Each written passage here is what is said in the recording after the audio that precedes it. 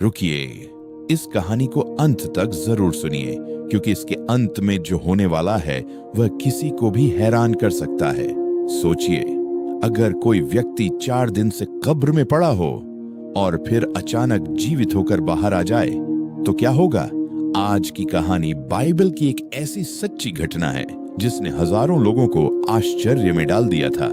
बैथनिया नाम के एक छोटे से गांव में लाजर नाम का एक व्यक्ति रहता था। उसकी 2 बहनें थीं, मरियम और मार्था।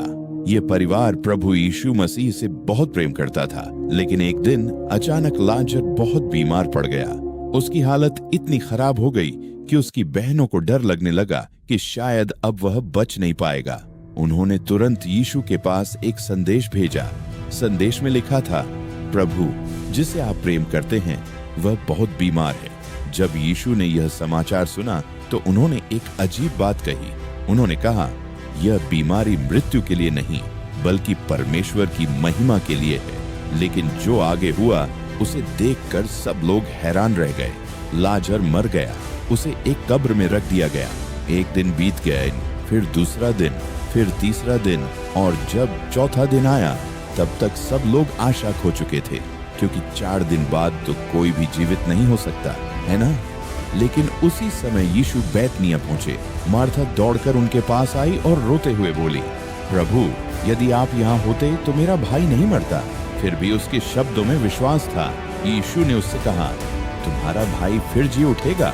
मार्था ने सोचा कि यीशु भविष्य की बात कर रहे हैं, लेकिन उसे नहीं पता था कि कुछ ही पलों में एक चमत्कार होने वाला है। थोड़ी देर बाद मरियम भी यीशु के पास आई।